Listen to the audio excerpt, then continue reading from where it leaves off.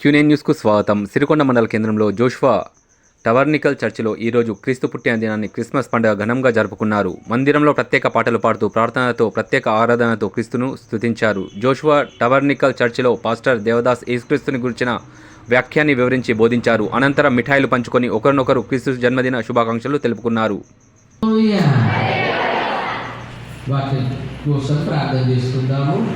మహోన్నతుడా, మహాగణుడా, సృష్టికర్త, సర్వశక్తిమంతుడానికి స్తోత్రం. ఇంతవరకు నీ లేఖన భాగం చదువుకున్నట్టుకు మాకు ఆశీర్వాదం ఇచ్చావు. నీ పరిశుద్ధాత్మ లేఖన భాగానికి తోడుగా ఉంచండి. నీ దాసునికి నోటికి నూరండి, మీరు మాట్లాడండి. ప్రభా, నువ్వు మా కొరకే ఈ లోకానికి వచ్చావు, మా నిమిత్తమే వచ్చావు, మా క్షేమం కొరకు వచ్చావు, మా మోక్షం కొరకు వచ్చావు, మమ్మల్ని నరకం నుండి తప్పించడం కొరకు వచ్చావు, మాకు పరలోక రాజ్యం ఇచ్చుట కొరకే నువ్వు వచ్చావు, నీ సింహాసనంపై కూర్చుండబెట్టుకున్నట్టుకే మా కోసం వచ్చావు. నీకు స్తోత్రములయ్యా.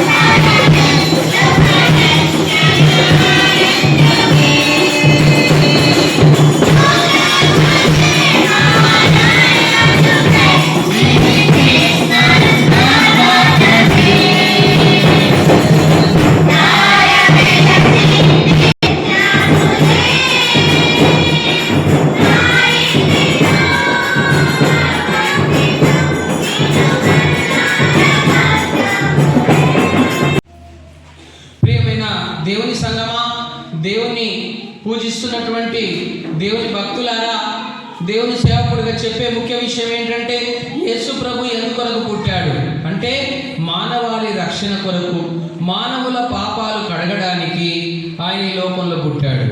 అయితే మానవుల పాపాలు కడిగి వారికి మోక్షం అనుగ్రహించాలని పుట్టాడు. ఆయనను అంగీకరించడం ద్వారా ఆ యొక్క నరకము అనేది తప్పించాలని ఆయన ఉద్దేశమై ఉన్నది.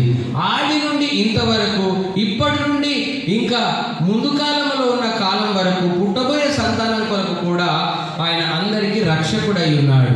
ఎందుకంటే దావీదు పట్టణమందు మీ కొరకు నేడు రక్షకుడు పుట్టి ఉన్నాడు